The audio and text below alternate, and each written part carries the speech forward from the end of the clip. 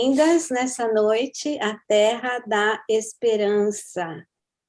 É o lugar onde sempre há uma palavra de vitória, uma palavra de vida, né? Porque são as palavras de Jesus, né? Que nós temos estudado. E Jesus é vida. Ontem nós celebramos, né? Em memória a ressurreição de Jesus. E foi, assim, um dia muito lindo, né? Poder relembrar.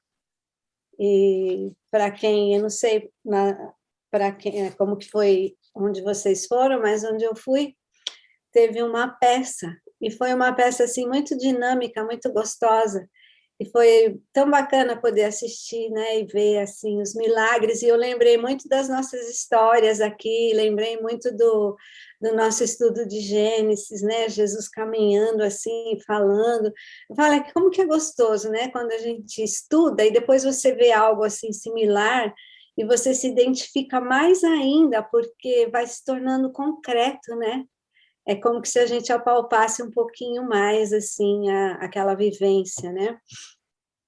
E essa história de hoje, ela lembra muito o que nós estudamos a semana passada sobre a separação, né? E ela mostra como que esses dois, um pai e uma mulher, como que eles fizeram uma separação, assim, mental, né, na mente deles, em cima daquilo que eles queriam alcançar. Eles decidiram, focaram, e eles não permitiram que houvesse dúvida e algo mais que atrapalhasse no meio do caminho. Eles foram definidos. E muitas vezes nós somos muito assim, ficamos muito em dúvida com certas coisas, e nos abalamos, e a gente fala, será? Né? Será que vai acontecer? Será que o Senhor pode fazer, né? Será que para mim isso vai acontecer? Então, sem saber, né, do princípio que nós estamos estudando hoje, mas eles usaram esse princípio de ter algo muito determinado em concordância naquilo que eles queriam. Então, eu pergunto assim para você, você praticou essa semana algo assim com relação a fazer alguma separação na sua vida, né? Nós vimos, como a Cris explicou, várias coisas que nós podemos fazer separação, né? Tanto em pensamentos como em decisões, em definições.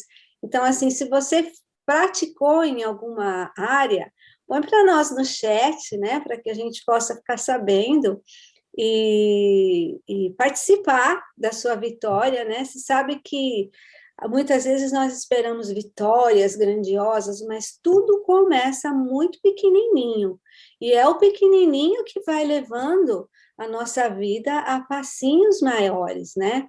Então, assim, eu quero te encorajar mesmo a olhar para o pequeno, né? E não ter receio, valorizar bastante o pequeno.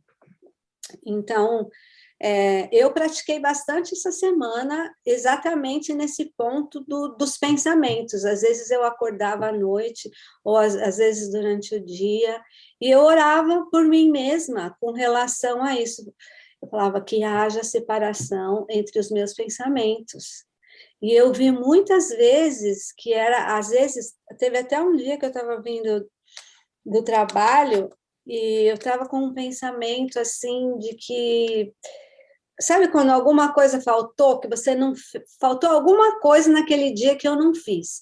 E eu revi o meu dia, eu falei, não, mas eu fiz tudo com excelência, como se fosse para mim. Era um pensamento, um sentimento que não tinha muito razão de ser. E se eu fosse deixar, eu ia chegar em casa, eu ia jantar, eu ia ficar com aquilo ruminando. Mas faltou alguma coisa. Mas na mesma hora, no carro, eu falei, haja separação entre esse pensamento e entre a realidade. Eu fiz tudo o que eu podia fazer. Gente, parece brincadeira, mas é assim, ó. Eu cheguei em casa liberta. Amém. Porque é real, a palavra de Deus é real.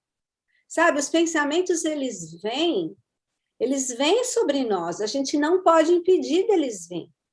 vir. Mas isso é uma chave, haja separação entre os pensamentos, né? Então, assim, é uma chave para nós usarmos no dia a dia. Então, é um testemunho, né, meu para vocês. Se você tiver algum do seu, você pode repartir.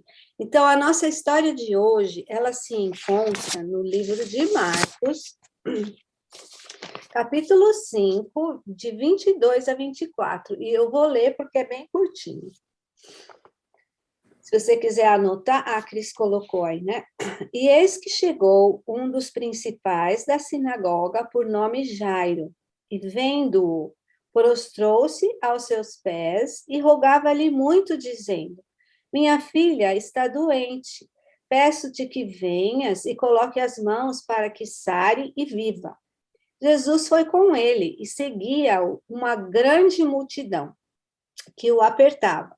E certa mulher, que havia 12 anos, tinha um fluxo de sangue e que havia padecido muito com muitos médicos e gasto todo o seu dinheiro, nada se aproveitando disso, muito pelo contrário, indo a pior, ouvindo falar de Jesus, veio por trás entre a multidão e tocou nas suas vestes, porque dizia: se tão somente tocar nas suas vestes, sararei. E logo secou a fonte do seu sangue e sentiu no corpo estar curado daquele mal. E logo Jesus, conhecendo que a virtude de si saíra, voltando-se para a multidão, disse: Quem me tocou nas vestes? E disseram-lhe os seus discípulos: Vês que a multidão te aperta e perguntas: Quem te tocou? E ele olhava ao redor para ver quem fizera isso. Então a mulher, que sabia o que tinha acontecido, temendo e tremendo, se aproximou, prostrou-se diante dele e disse toda a verdade.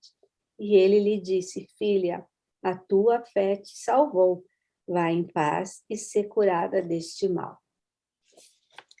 Então, essa história, ela é muito interessante, porque, na verdade, são duas histórias que se entrelaçam, né? Uma com a outra aqui. E nós podemos aplicar essa história muito na nossa vida até os dias de hoje. Ela é uma história super prática, né? E Jesus estava no caminho dele, né? Jesus estava no caminho como ele sempre fazia, e nisso se aproxima Jairo. Né? Jairo, quem é Jairo? É interessante porque essas duas pessoas, elas eram muito diferentes entre si. Isso é um ponto muito interessante na história. Então, Jairo, ele era um judeu muito influente, muito respeitado, e ele era um dos dirigentes do templo.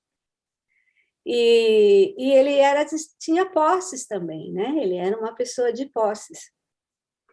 E acontece que a filha dele estava doente. E ele vem e se prostra aos pés de Jesus e pede para que Jesus o acompanhe. E Jesus aceita, Jesus vai. Então, eles começam a caminhar junto, porque a filha estava doente, né? Então, ele, de uma certa forma, ele era um judeu que cria em Jesus, ele viu ali em Jesus uma esperança para sua filha. E a menina tinha 12 anos, então eram 12 anos de alegria, né? A menininha estava na flor da idade, então ela era uma doença recente, era algo que aconteceu ali, e essa menina era de muito... lógico, ele tinha muito amor pela filha. E é interessante que é um pai, isso me chama muita atenção, né? Um pai que vai em busca de Jesus. Normalmente nós vemos as mães, né? E eu vejo aqui também como que muitas vezes um chamado de Jesus para os homens, né? Porque na nossa cultura ainda até hoje, né, tem mudado, mas fica muito para a mãe essa questão, né? Eu vejo Jairo aqui quebrando um padrão. Naquela época, Jairo já quebrando um padrão que eu creio que ainda vai ser quebrado muito mais, né? Mas Jesus concorda e vai, e começa a descer. Só que ele não vai só ele, Jairo, a multidão começa a seguir, e começam a apertar o Senhor, e nisso ele sente que alguém o toca, mas em especial, sai virtude dele. E ele pergunta quem era, né? E aí, quando ele faz essa pergunta, a mulher, ela sente que na hora ela é curada. E ela pega e fala a verdade, né? A Bíblia, é tão interessante a Bíblia falar assim, ela lhe fala toda a verdade. Eu achei esse ponto muitíssimo interessante. E essa mulher, ela estava doente há 12 anos, era uma dor antiga, era uma doença antiga, era um mal antigo. E da menina, 12 anos, a menina tinha 12 anos e era algo recente. Então, interessante, né, o entrelaçado dessa história. E Jairo, o nome de Jairo significa aquele que Deus ilumina. Olha que bonito quando a mãe dele chamava. Aquele que Deus ilumina. Olha que coisa linda. Você sabe que para a cultura deles lá, judaica, é muito importante o nome. Os nomes, todos os nomes têm significados, né? E o nome ele é um gerador de identidade.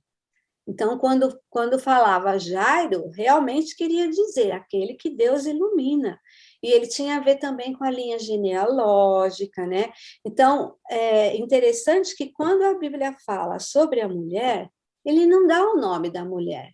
A Bíblia diz assim, uma certa mulher, né? Uma certa mulher. Então, ela é apresentada no Evangelho como alguém sem nome e uma pessoa sem identidade. Então, por que ela não tinha identidade, né? Porque ela estava doente há 12 anos e a doença dela, a hemorragia, era considerada pelos judeus como uma maldição. Então, como uma maldição, ela teria que ser banida da sociedade. Ela não podia fazer mais parte dos cultos de adoração, ela não podia andar na rua, ela tinha que, se ela precisasse sair para alguma coisa, ela tinha que fugir das pessoas, também as pessoas fugiam dela, então ela era alguém que não existia. E imagina você viver por 12 anos, né, nessa situação. E ela, pelo jeito, ela era uma mulher que provavelmente tinha sido casada, porque tinha um certo poder aquisitivo, mas ela gastou tudo nessa enfermidade com os médicos e de nada se adiantou, né? Só que hoje ela estava sem marido, porque não era permitido que ela tivesse mais marido, então ela não tinha quem a sustentasse, ela não tinha nada, essa mulher. Ela era mesmo uma pessoa que vivia na periferia, escondida, né? E é interessante que, da mesma forma que Jesus parou para o iluminado, né? Para a pessoa respeitada, que era o pai, o Jairo, ele também para essa mulher, que era uma pessoa que vivia uma vida banida, escondida, né? Ele para e ele gasta tempo e ele para perguntar e para conversar. Eu achei isso assim é uma inclusão que Jesus faz, né? Como sempre nas conversas dele, mas uma inclusão tão carinhosa, amorosa, tão generosa, né? E além do mais, ela era mulher, né, gente? A mulher era considerada um algo à parte, né? Então, ela vivia nessa sociedade de patriarcado, né? E além de perder a saúde, perdeu tudo, não podia adorar, e nisso as coisas foram ficando piores para Jairo, enquanto Jesus para conversar com a mulher, porque nesse interim a filha de Jairo morre. E eles vêm, né? As pessoas vêm para falar: olha, a sua filha morreu. E nessa hora veio um medo no coração dele, assim, e Jesus olha para ele e acho que vê aquele medo nos olhos dele, e Jesus fala assim para ele: não tenha medo, crê somente. Né? Essa palavra de Jesus foi um esteio assim para ele naquela hora, né? Mas Jesus ainda não tinha terminado com a mulher. Ele ia descer com Jairo, mas ele estava ali ainda, ele queria terminar o processo dele ali, né? Porque, veja bem, a mulher não era tocada e não tocava há 12 anos em ninguém. E ela toca em Jesus e Jesus põe o microfone ali para todo mundo ouvir. Quem me tocou? Né? Olha os propósitos do Senhor. Ele não deixou, quem estava ali ouviu, né? E ela foi, apesar de todo aquele medo, ela foi muito ousada. Ela falou, foi eu. Ela queria tanto, olha só o que eu falei sobre a separação do pensamento. Ela queria tanto aquela cura, ela não tinha dúvida, que ela falou, ou é agora ou é nada. Ela falou, foi eu. E ela contou para ele tudo. Falou, assim, fazem 12 anos, né? E isso, isso e isso. E aí, nisso, imagina só, o que Jesus faz com tudo isso? É tão lindo de ver, né? Porque a gente pensa que Jesus curou e deixou, né? Mas, enquanto ela estava ali falando, imagina os discípulos, né, que eram machistas, os homens que estavam em volta, quem sabia, quem conhecia aquela mulher, né? Jesus foi falando, foi conversando com ela, e nisso ele foi fazendo o quê? A cultura judaica, ela é uma cultura muito de comunidade, né? Imagina naquela época, então. Todo mundo se conhecia, tudo, e ele vai trazendo a mulher de volta para a sociedade. Vai trazendo a possibilidade, porque ela foi curada instantaneamente ali, e Jesus vai conversando e vai trazendo, né? Vai trazendo, que nem o mestre vai trazendo a mulher de volta, e ela vai vindo, e Jesus fala assim para ela, a tua fé te salvou, a tua fé te curou, né? E nisso Jesus vai curando também, vai trazendo a identidade dela de volta, olha, agora você pertence a uma comunidade de novo, você não é mais uma mulher sem nome, né? E ele vai também restaurando as emoções, e ele vai restaurando também o espírito dela. Ela vai poder ir adorar junto com os outros. Então, houve uma restauração completa na vida daquela mulher, integral, foi realmente um milagre instantâneo, né? O tanto que ela sofreu por 12 anos, assim, o Messias chegou ali, né, naquele tempo, né, gente? Se ela estava 12 anos lá, ela nem sabia de Messias. Foi algo atual ali, mas ela creu de todo o coração e ela recebeu com toda a fé, né? A gente vê que muitas vezes nós queremos fazer tudo o que está no nosso alcance para resolver as nossas questões, mas às vezes a nossa fé ela fica a desejar, né? E tudo que foi necessário ali, ela foi com tudo que ela tinha, mas ela creu de todo o coração, ela não teve dúvida, ela se lançou, né? E aí acontece tudo isso, essa mulher ela é integrada, eu acho isso o mais lindo dessa história, é como essa mulher foi posta de novo, de volta à vida. Eu me lembro uma época na minha vida que eu era mocinha já, mocinha entrando já na fase adulta, né? E eu tinha um sentimento assim eu tinha um sentimento em mim de periferia. Eu me sentia como na periferia da sociedade. E eu via, não sei quem que é de São Paulo, aqui acho que a maioria não é, mas em São Paulo, quando a gente vai para o centro, a gente passa pela periferia, passava pelo menos, né? Hoje eu não estou lembrada muito.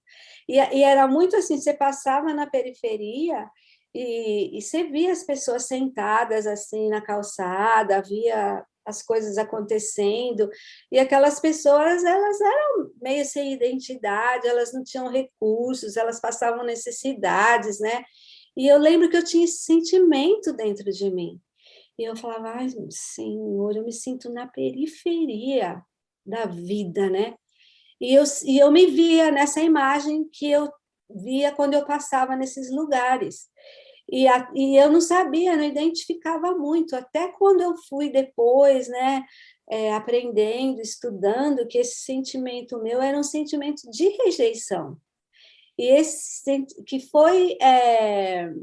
foi instalado em mim numa idade muito pequena, e eu não tinha noção. E esse sentimento, ele era a hemorragia, da mesma forma que essa mulher tinha. Ele estancava de mim a vida, estancava de mim a possibilidade de fazer parte de uma comunidade de uma forma mais consciente, porque eu me sentia na periferia, até que eu fui entendendo e isso foi sendo restaurado em mim. Então, eu me identifico muito com essa história dessa mulher, com o sentimento de se sentir a parte de uma comunidade, né? E eu vejo que hoje existem muitos adolescentes, muitas pessoas, muitas mulheres, né, que estão ainda nessa situação, mulheres que estão na periferia da vida, com algo estancando a vida delas. E no caso dessa mulher, era uma hemorragia, que é o sangue é a vida, né? Então, por onde que a vida muitas vezes escorre de nós, sai de nós.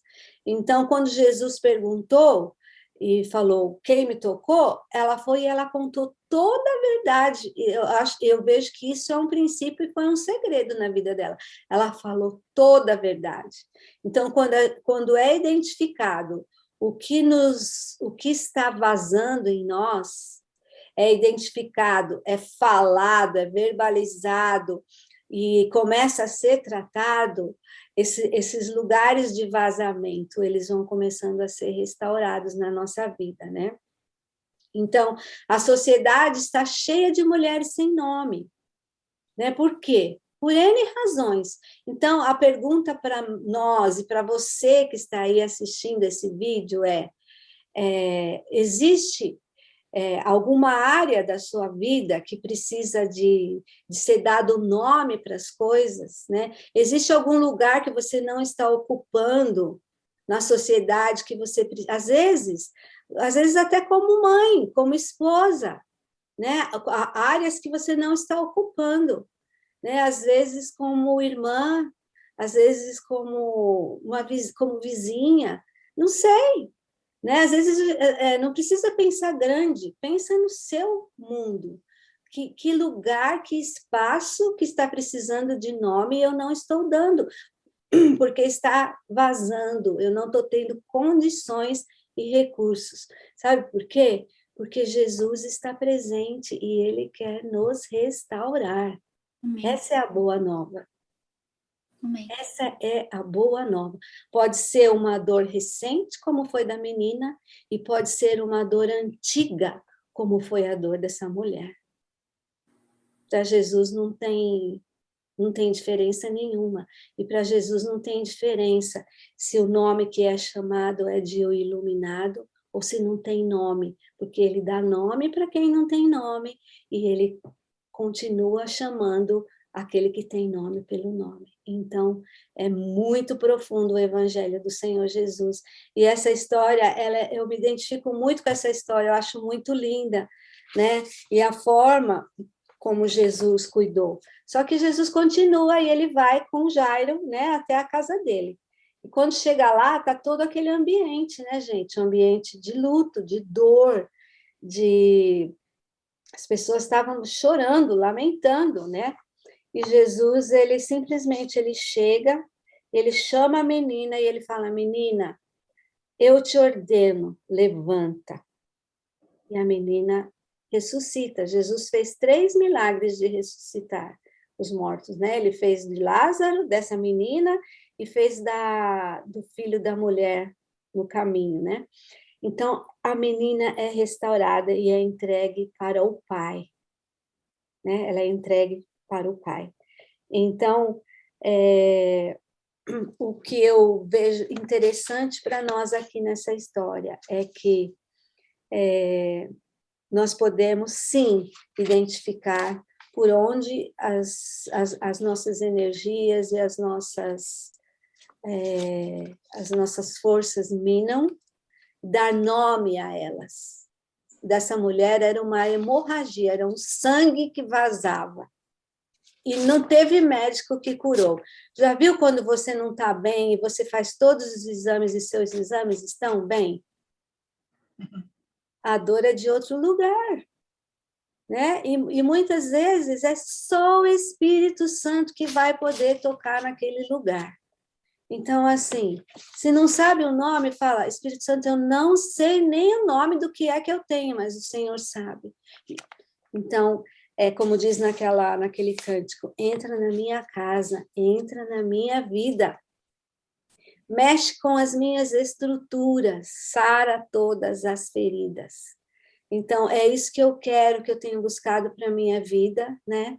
E eu creio que hoje é isso que o Senhor tem para falar para nós, né? Filha, dê nome, né? Porque o Senhor tem muito mais para nós, Ele tem muito mais restauração. E eu acredito muito que nós estamos, muitas vezes nós nos reunimos com o propósito de aprender para dar para alguém, mas eu acredito muito que nós nos reunimos que é para edificar nós mesmas, ser saradas nós mesmas, porque existem estruturas dentro de nós que precisam cair para que outras sejam levantadas, né? Existem coisas que precisam ser remanejadas dentro de nós. E sempre a Bíblia diz que o dia é sempre hoje, né? O tempo é sempre agora. Então, que o Senhor Jesus possa hoje nos levar, né, a esse caminho e a essa vitória. E eu gostaria de orar com você agora para que o Senhor pudesse nos levar a esse momento, nessa semana, a esse momento de reflexão, né, de introspecção, e aproveitando essa história, refletir mais sobre ela, e quem sabe essa história pode trazer um crescimento para cada uma de nós, um pouco mais profundo. Amém? Senhor Jesus, obrigada, porque o Senhor é o nosso querido Senhor. Nós te agradecemos porque o Senhor sempre foi tão amoroso. Nós vemos nas histórias como o Senhor cuidou do ser humano, humanizando o ser humano cada vez mais. E nós te agradecemos pelo teu amor conosco, Pai. Senhor, e nessa noite eu quero te pedir que o Senhor venha sobre cada uma de nós especificamente, Senhor, na estrutura de cada uma de nós. E assim como o Senhor perguntou para aquela mulher, e o Senhor pergunta para nós, dê nome àquilo que te deixa aquém. Nós queremos nessa semana ter esse discernimento, ter essa iniciativa, Senhor, de discernir o que é que tem tirado de nós a vida, a perspectiva, aquela vivácia, Senhor, de viver a vida abundante. E nós queremos te entregar no teu altar, assim como aquela mulher fez, nós queremos tocar nas tuas vestes. Nós tocamos nas tuas vestes nesta noite, Senhor. Vem, Senhor, e cura as nossas vidas, cura as nossas casas, cura as nossas famílias, Senhor. Que a cada dia mais o Senhor nos traga discernimento e revelação de quem tu és, que haja luz, que haja separação, Senhor, na nossa mente, no nosso dia a dia, e nós queremos assim te adorar, te entronizar e nos prostrar aos teus pés, Pai, no santo nome do Senhor Jesus. Amém. Assim seja. Amém. Amém, Jesus. Amém, graças a Deus.